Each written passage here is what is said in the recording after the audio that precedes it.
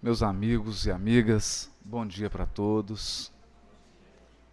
Na verdade, perdoem o carinho dos amigos, mas nós viemos hoje para refletir um pouco sobre Jesus, sobre a dor, sobre as dificuldades, sobre as perdas. E para isso é preciso contar uma história. Era uma sexta-feira particularmente dolorosa para um coração. Enquanto os homens se envolviam nas questões políticas, que nunca se esgotam, desde que o mundo é mundo, enquanto disputavam posição, destaque, na luta da vaidade, do orgulho, da ilusão do mundo,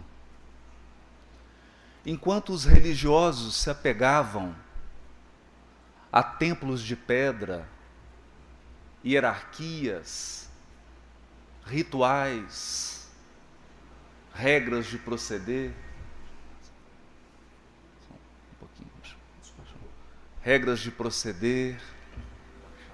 vestes, o que é permitido e o que é proibido, enfim, enquanto as criaturas humanas daquela cidade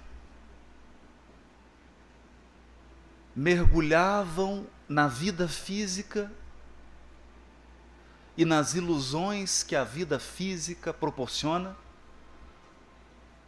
um coração chamava a atenção naquela tarde. Era um coração de mulher. Um coração de mãe. Ela caminhava por aquelas ruas e a sua expressão dava conta do tamanho da dor e do sofrimento que lhe feria o íntimo. Ela pensava em algumas décadas atrás, quando na intimidade simples da sua casa, naquele ambiente singelo em que seu marido trabalhava aos fundos na sua carpintaria, ela via o seu filhinho caminhando, dando os primeiros passos. Ela o tomava nos braços. Ela lembrou dele crescendo. E como ele enchia a casa de alegria, de esperança. Aquele seu olhar inconfundível. A sua presença marcante, que era capaz de tocar os corações mais endurecidos. Ela lembrou dos primeiros momentos em que ele visitou o templo, ainda jovem, e como ele deixou espantados os mais sábios da época, com a sua palavra simples de fé, de confiança em Deus, com a sua certeza de que no final de tudo, há uma inteligência suprema e um coração supremo dirigindo as nossas vidas. Ela se lembrava do pedido que ele lhe fez, de que ela não buscasse intervir na sua vida para que ele alcançasse posições de destaque, mas que ela confiasse na tarefa que o pai lhe entregara. Lembra-se dele na carpintaria com o pai, trabalhando, ensinando a importância do esforço, do trabalho, da dignidade e da honestidade. Mas as cenas que mais impressionavam o seu coração materno eram aquelas em que ele multiplicara os pães. Em que pessoas cegas voltavam a ver com um simples toque das suas mãos. Pessoas leprosas que já não tinham membros, e bastava um toque seu para que o corpo voltasse a ficar perfeito como antes. E quem não se lembrava do episódio mais dramático ocorrido numa família amiga em Betânia, quando a sua voz poderosa arranca do túmulo Lázaro. A sua memória não era a memória de alguém que via um homem extraordinário e dotado de poderes extraordinários. A sua memória era a memória de mãe. Memória que lembra do cheiro do filho, do calor, do toque da pele, da voz, da presença. E na sua bondade, na sua ternura, era difícil para aquele coração feminino compreender por que seu filho era assassinado na sua presença. Ele que só espalhara consolo, alegria, fé em Deus, confiança, amor, caridade. Ela que vivera a vida inteira no trabalho, na dignidade do lar, era agora chamada a presenciar uma das cenas de maior violência e crueldade da humanidade. Não só prenderam injustamente o seu filho, como se excederam em requintes de crueldade. E o que mais impressionava o seu coração materno, se o seu filho fora capaz de curar cegos, leprosos, paralíticos, por que ele não usara nenhum dos seus poderes para salvar a si mesmo?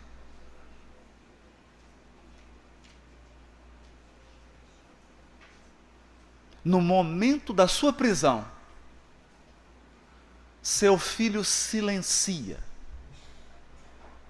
e aceita toda a violência, qual se ele fosse um rio que recebesse pedradas e lodo e dissolvesse toda a maldade sem nenhuma reação. A cena era de tão perplexidade que alguns chegaram a insultar e a usar da ironia. Não és o salvador do mundo? Por que você não salva a você mesmo?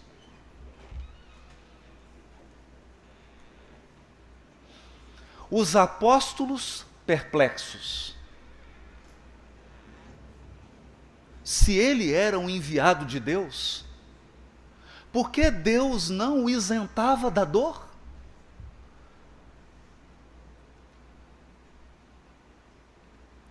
Por que Deus permitia aquela injustiça?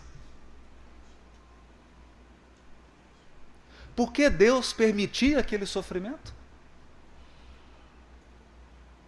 E por que Jesus renunciara a usar das suas faculdades de espírito único da terra para aceitar resignado a incompreensão, a intolerância, a violência e a maldade do mundo? Naquela sexta-feira, o vulto mais impressionante era de Maria de Nazaré. A mãe que tinha certeza absoluta da pureza do seu filho e da suprema injustiça que ele vivia.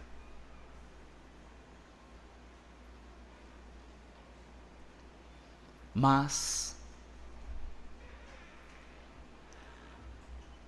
nós aprendemos no Evangelho segundo o Espiritismo, no capítulo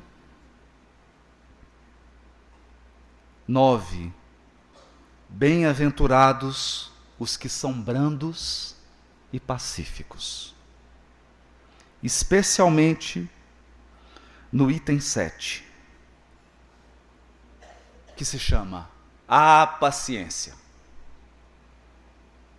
E um espírito amigo dita: a dor é uma bênção que Deus envia a seus eleitos.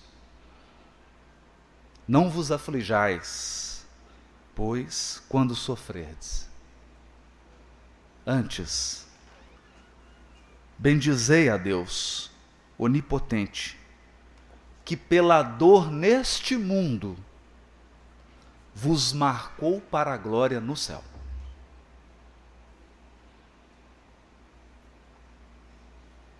Não fora em vão que o Cristo escolhera aquele coração de mãe que era uma rocha de resistência.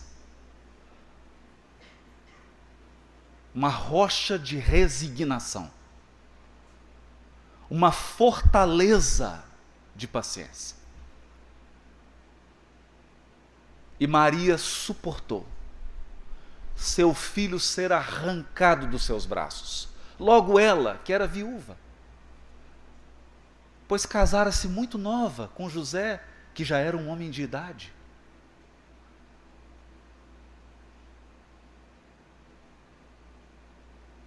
Mas a sua fé,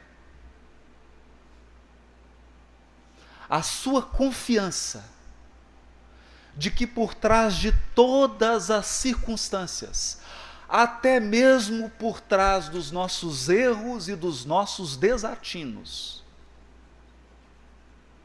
há uma inteligência suprema e uma misericórdia guiando os nossos destinos. Entender? Quem poderia entender? Quem seria capaz de entender o que se passava? As razões? Por quê? Por quê? Maria não se entregou aos tormentos dos porquês. Algumas coisas desta vida não serão entendidas nessa vida. Ela sabia disso. Algumas experiências são tão dolorosas, são carregadas de tanta maldade, de tanta injustiça, que nós somente compreenderemos numa outra oportunidade que falaremos em breve. Ela renunciara a tentar entender o planejamento de Deus para a sua vida. Ela simplesmente aceitou. Resignou-se.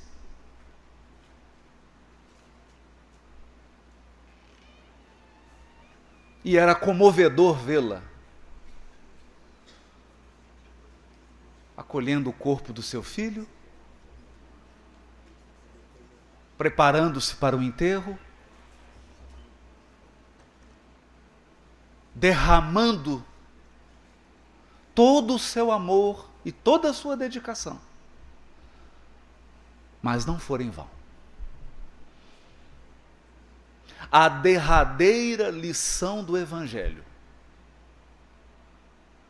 a derradeira lição que há mais de 1700 anos os religiosos escondem da humanidade. Porque em sua maioria, com raras exceções, as religiões do mundo continuam em busca de dinheiro, poder, posição e dogmas.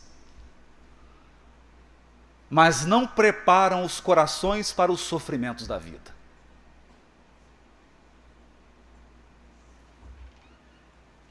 A derradeira lição do Evangelho viria em uma manhã de domingo, como essa. Em uma manhã de domingo. Cabisbaixos, sem esperança, aparentemente derrotados, aparentemente massacrados, e só quem sofreu a perda de um ente amado para entender o peso das minhas palavras.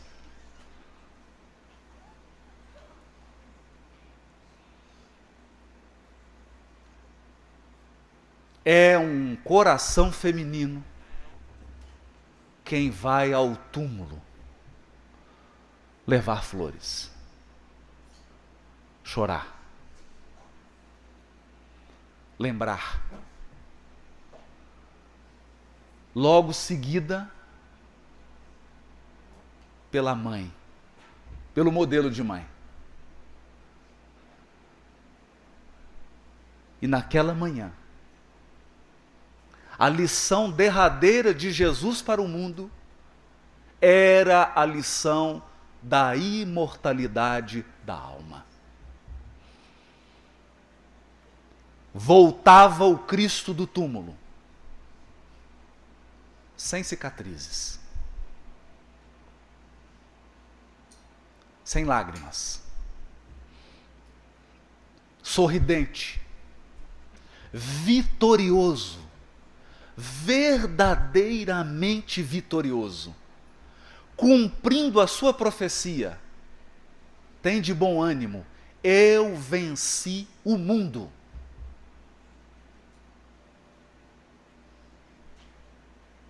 Na glória da imortalidade da alma. E o coração de Maria pôde descansar um pouco.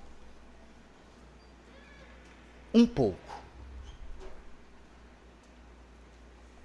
Metade da dor seria retirada. Agora ela tinha certeza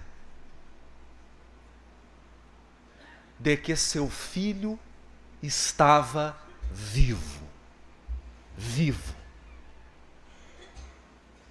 Longe dela. Ela não poderia sentir o seu cheiro. Não poderia tocar nele. Não poderia envolvê-lo nos seus braços de mãe. Não poderia acariciar os seus cabelos. Não poderia ouvir a sua voz. Mas tinha a certeza de que ele permanecia vivo.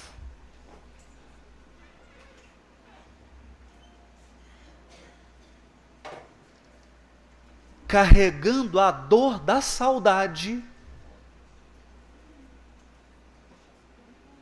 carregando a dor da separação,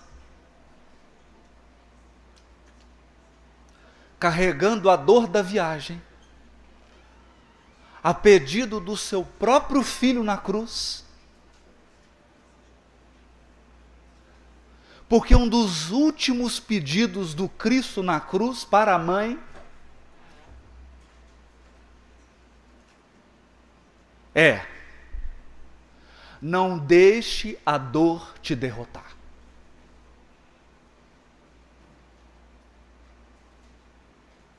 Não deixe a dor paralisar o seu amor.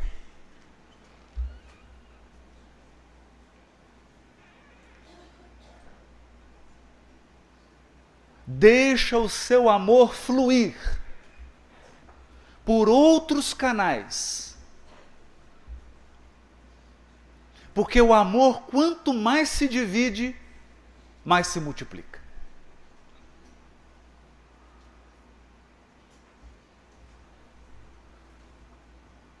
E Jesus diz para ela: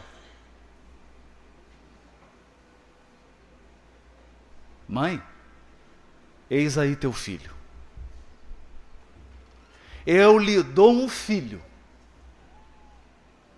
para que fique no meu lugar por enquanto. E Maria acolhe João Evangelista e eles se dirigem para Éfeso.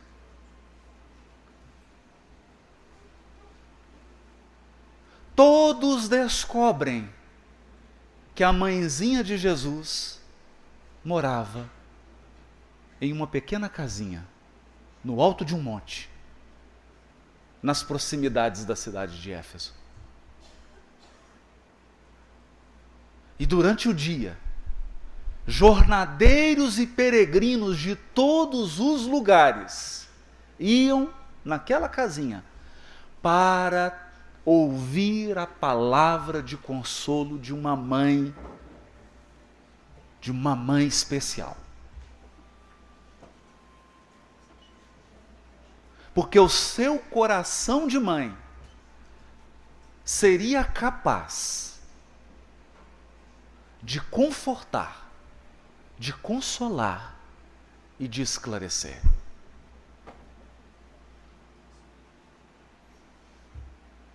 Com o seu espírito amadurecido na dor e na saudade,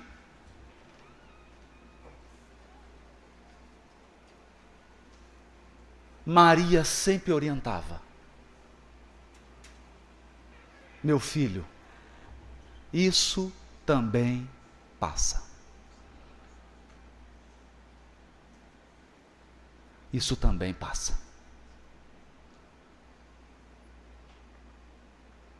Todas as situações dolorosas, todas as situações de tormento, de desespero, de separação, de saudade, de afastamento dos nossos seres mais queridos, passa. Porque a lei de Deus não é de separação, é de união. A lei divina não é de despedida, é de encontro.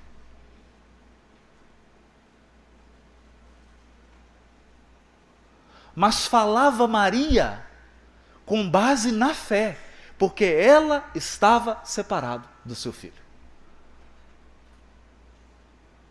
Ela tinha certeza de que ele vivia. E muitas vezes ele aparecia para os apóstolos, ele conversava com todos. Que ele estava vivo, ela tinha certeza. O que doía era a saudade.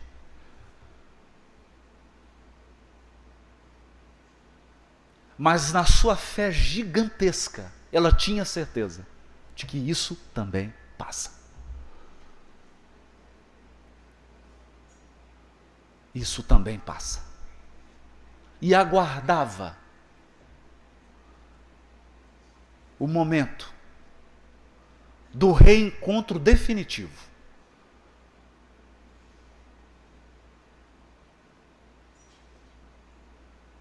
Àquela altura da vida, Maria sabia o que todos nós deveríamos saber. A vida no mundo é uma jornada, é uma peregrinação.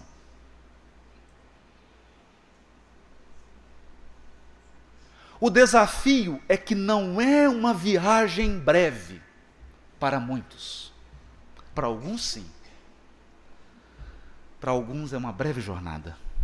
Mas para a maioria de nós é uma longa viagem.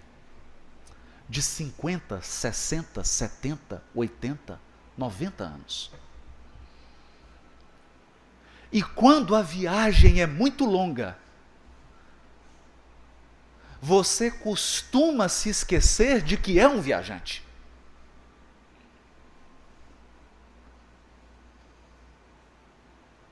E nós temos a impressão, alguns de nós aqui têm a certeza de que pertence a esse mundo. de que essa é a vida definitiva e derradeira, de que essa é a única vida. Acontece que a nossa casa verdadeira não é aqui.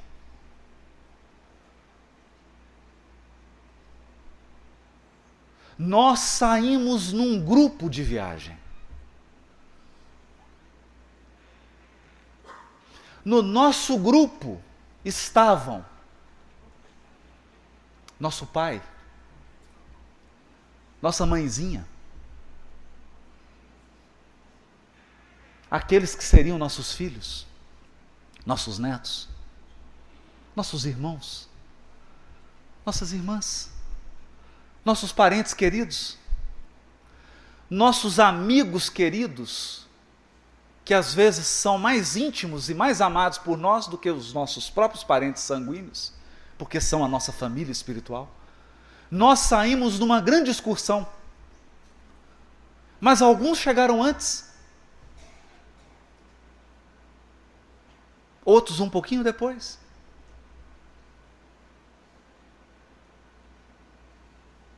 Necessariamente, quem veio antes não vai antes. Não é assim a viagem. Às vezes, quem veio antes é o último a ir embora.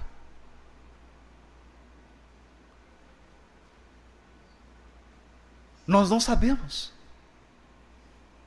Enquanto aqui estamos em viagem, qual do nosso grupo voltará para casa antes de nós?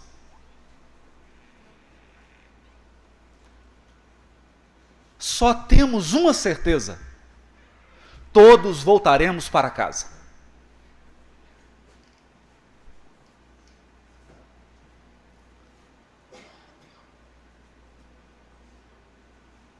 Porque a casa é nosso lugar. Não é a viagem.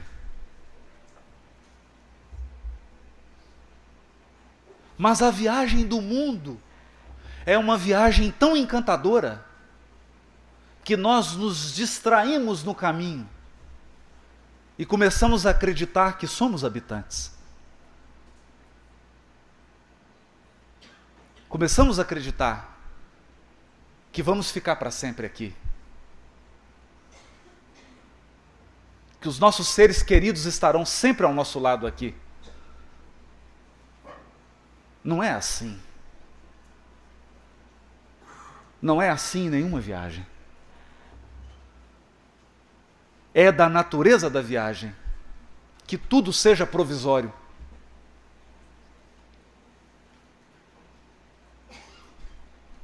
Tudo na viagem tem data para começar e data para acabar.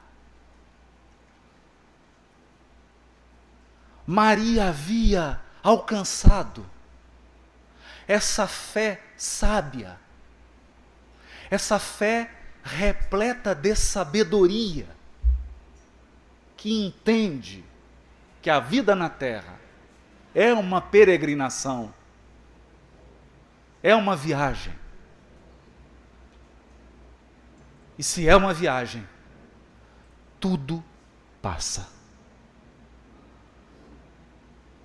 Isso também passa. A separação passa. A despedida passa. A dor passa.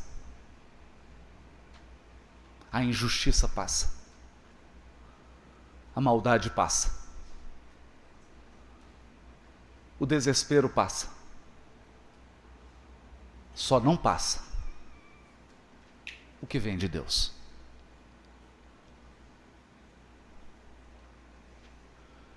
E com base na sua experiência pessoal, porque o evangelho verdadeiro não é evangelho de rituais. O verdadeiro evangelho não é evangelho de templos de pedra, nem de sacerdotes, nem de pregadores.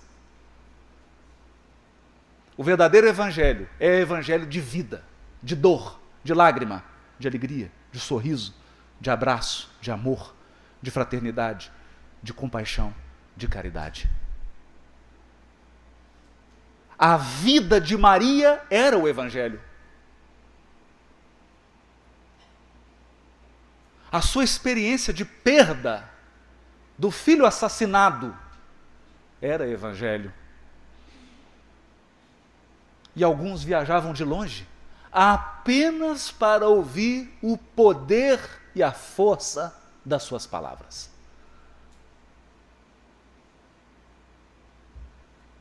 Palavras quentes de quem já chorou.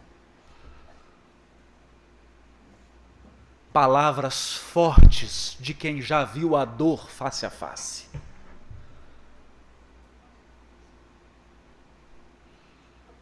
Palavras fervorosas de quem aprendeu a entregar a vida a Deus, sem perder o senso da responsabilidade, sem deixar de cumprir o que lhe compete, o que lhe cabe, mas sabendo que por mais façamos, nunca é suficiente, se Deus não complementar. No fundo, é o auxílio de Deus que resolve em definitivo tudo na nossa vida. Os anos se passaram. E quanto mais se prolongavam os anos, mais certeza Maria tinha da imortalidade da alma. Mais prova ela tinha de que a morte é apenas morte do corpo. Nós somos filhos de um Deus vivo e vamos viver para sempre. No entanto, quanto mais os anos passavam, mais a saudade aumentava.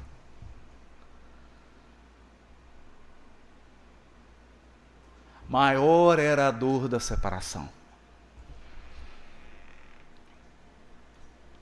Saber que somos imortais não diminui a dor da perda.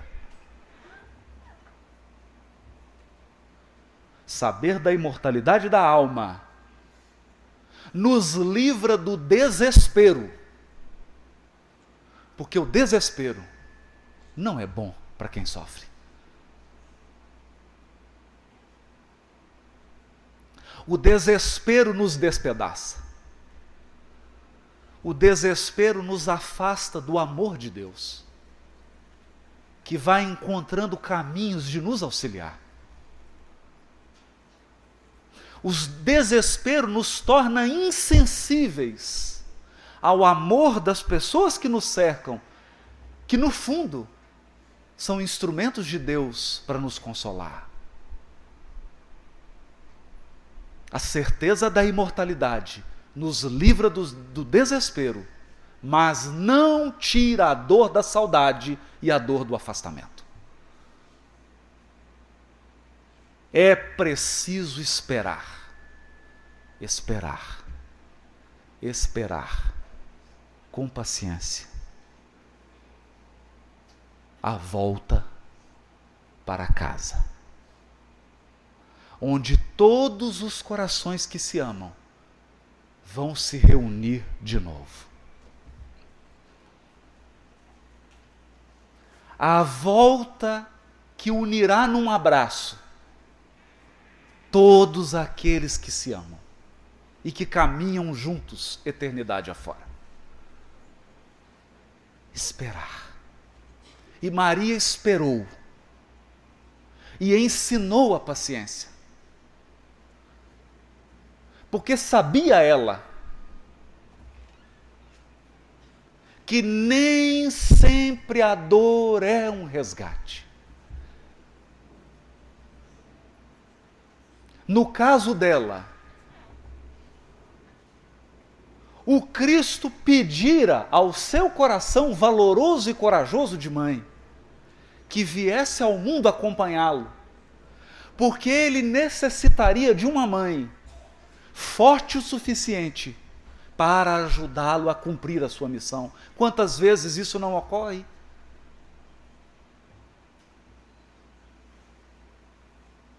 Nesse momento em que nos reunimos aqui, muitos espíritos se preparam para voltar à Terra.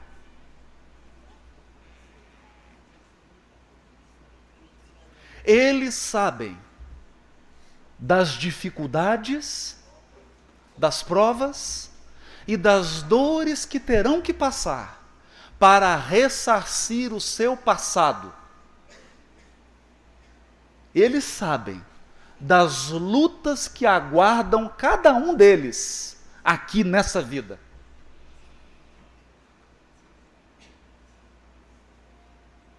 Sabem, alguns, que terão uma morte violenta, que terão uma vida de dificuldade financeira, que terão uma vida de dificuldade afetiva. Sabem alguns que virão com o corpo deformado ou com alguma dificuldade. Sabem. Porque a justiça divina alcança todos os seres. E, no entanto, quando esses espíritos olham para o conjunto de dores que aguardam numa próxima vida, dores necessárias para purificar a sua alma, dores necessárias para libertá-los do mal, eles imploram por um coração de mãe e de pai que possa acolhê-los, que possa recebê-los, que possa ficar com eles por um pouquinho de tempo, até que eles regressem. Não é um pedido simples. Não é um pedido que se faz para um coração imaturo.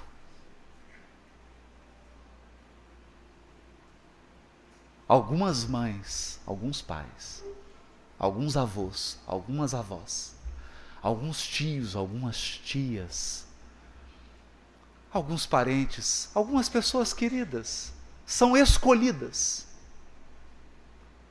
para acompanharem a dor purificadora do outro.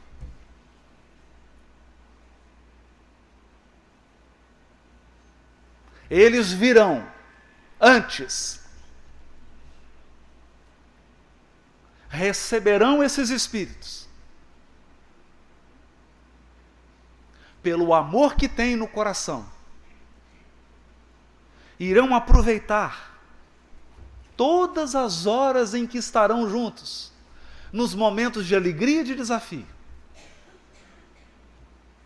Mas eles sabem por que vieram. Maria sabia. Ela sabia. Ela sabia que viera para sustentar o Cristo no momento da cruz. Embora ele não necessitasse de nenhuma dor, de nenhuma purificação, porque já era puro, fazia parte da sua missão de transformação do mundo encarar a cruz da injustiça, do assassinato, do sofrimento, da dor, para que o sol do Evangelho brilhasse nos corações. E ela aceitou. Pode ser o seu caso.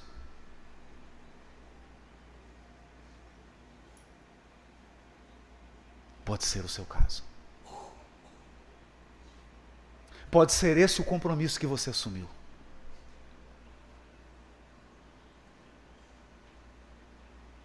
É difícil sofrer sem ter alguém ao lado. É difícil passar por uma prova, às vezes, tão rude, sem um coração que nos ama, corajoso, valoroso, que fique ao nosso lado e que sofra também as consequências da saudade e da separação. Por amor. Por amor. É por isso que esse Espírito grita: a dor é uma bênção que Deus envia aos seus eleitos. Talvez você seja um desses eleitos.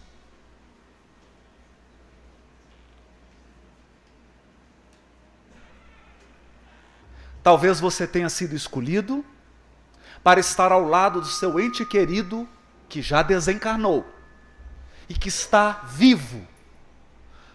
Talvez não possa se comunicar hoje, mas está vivo. E contou com a sua coragem, com a sua fé, com a sua fortaleza, com a sua resistência, para passar pelo que era necessário passar.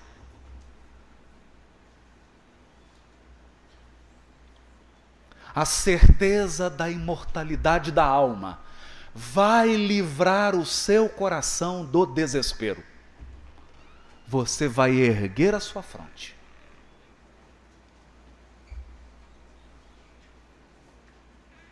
Você vai levantar a cabeça.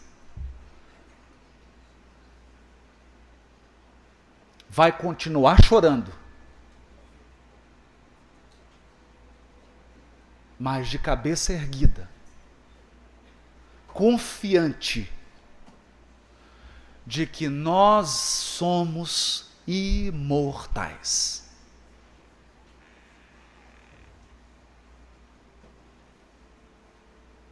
Uma saudade enorme vai crescer no seu peito. A dor da separação vai aumentar a cada ano.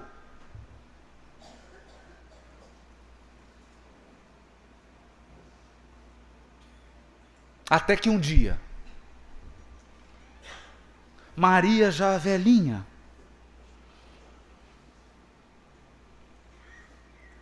foi tomada naquele dia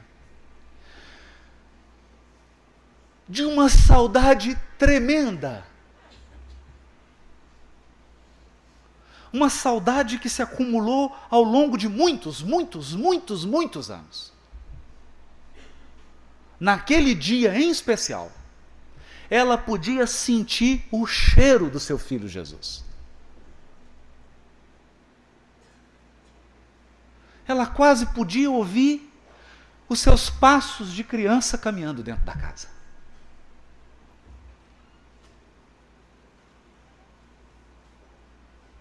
A saudade era tão real que ela podia jurar que sentia o toque das suas mãos.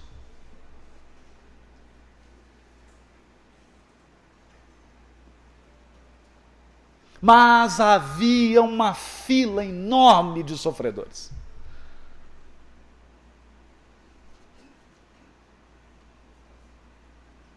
Uma fila enorme de corações abatidos, de corações envolvidos no desespero e na falta de esperança, na falta de fé, de confiança. Era preciso consolar. Maria atende um por um.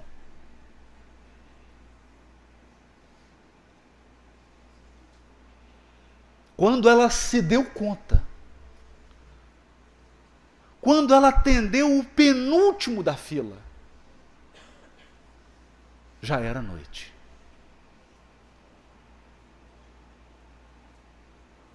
O último da fila era um mendigo que dava piedade.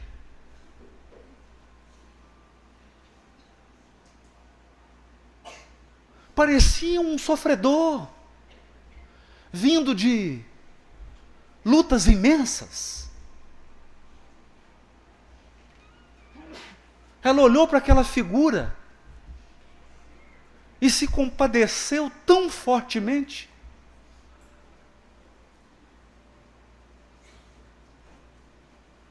Ele dava a impressão de um andarilho que passara por tormentos de dor.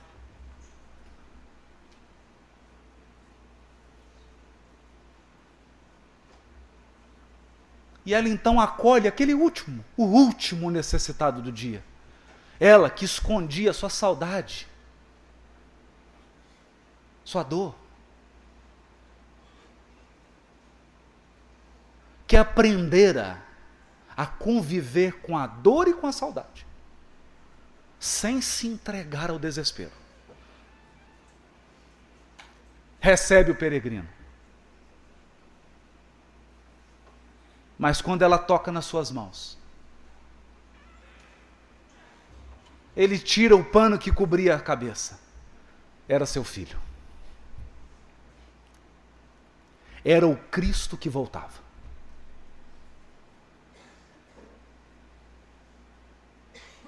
Um misto de emoções fortes e intensas toma conta do seu coração de mãe. Seu primeiro impulso era ajoelhar. Ajoelhar aos pés do Cristo, o Espírito que governa esse mundo. No entanto, ele a impediu.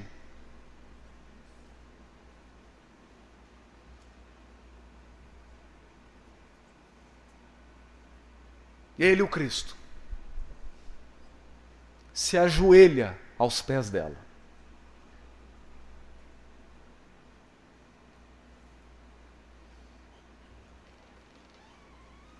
Se ajoelha, reconhecendo a grandeza do seu coração, que suportara a separação, a dor, a saudade e a perda, para que o evangelho da imortalidade brilhasse no mundo.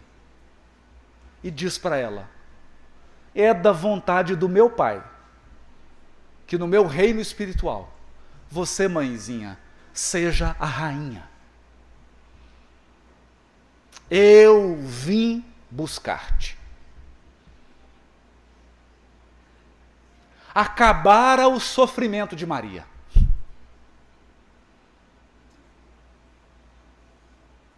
Agora, ela não só tinha certeza da imortalidade, isso ela já tinha.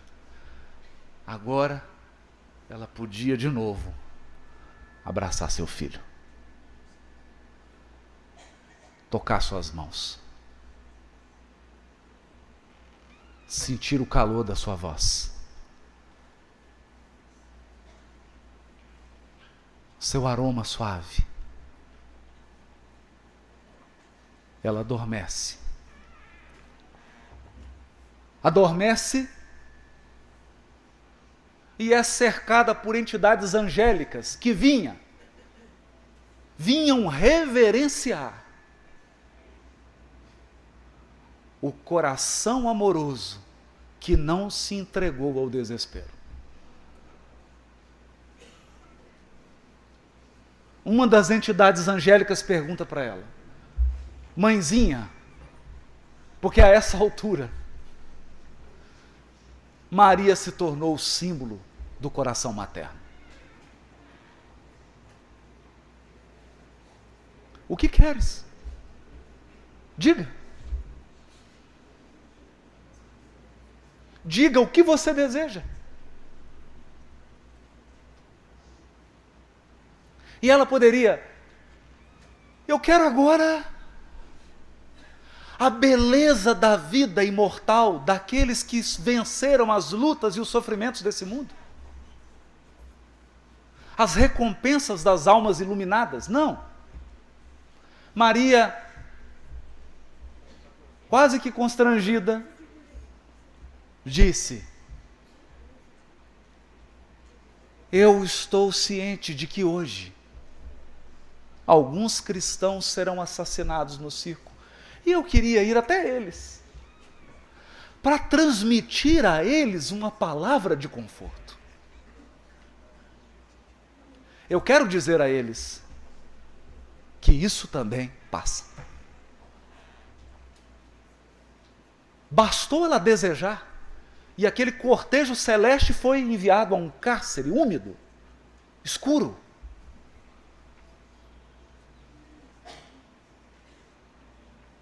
Em que um grupo de cristãos se preparavam para mais um espetáculo de violência no mundo. E uma moça particularmente chama a atenção de Maria. Ela estava magra, triste. Lembrava um coração que fora dominado pelo desespero. Maria então se aproxima dela, envolve-a com um abraço de mãe e diz: minha filha, isso também passa.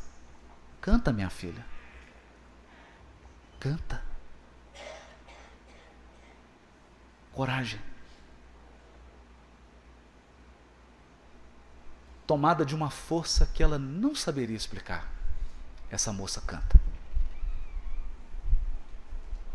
Os cristãos entram cantando, morrem cantando, e mal sabiam eles, todos seriam recebidos por Maria de Nazaré. E aquele cortejo vai, 2000 anos se passam, e aqui estamos nós, mergulhados no sofrimento, na dor, na saudade, na angústia da separação. O que poderia eu dizer? A certeza da imortalidade vai livrar seu coração do desespero.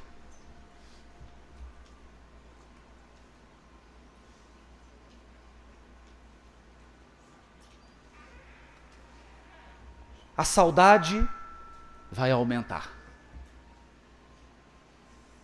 A dor da separação vai aumentar.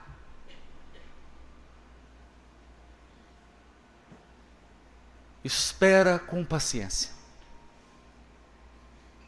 o dia determinado por Deus, em que nós voltaremos ao nosso verdadeiro lar, a nossa verdadeira pátria, o mundo espiritual. E lá, aí sim, as suas dores serão aliviadas, porque você se reunirá mais uma vez aos corações que te amam e que você ama. Porque a lei de Deus é de reencontro, é de união, e o amor é a força tão poderosa que a separação passageira não é capaz de destruir. Erguendo a cabeça, confiando em Deus. Talvez não seja possível entender agora. Um dia entenderemos. Mais importante que entender é aceitar que Jesus e Maria, a mãe que sabe o que você está passando, a mãezinha que compreende a sua dor, possa te abraçar e te fortalecer. Que você erga a cabeça e caminhe com coragem até o final da jornada. Eu não sei até quando vai durar a sua, nem a minha. Mas eu tenho certeza, nós vamos nos reencontrar. Até breve. Muito obrigado.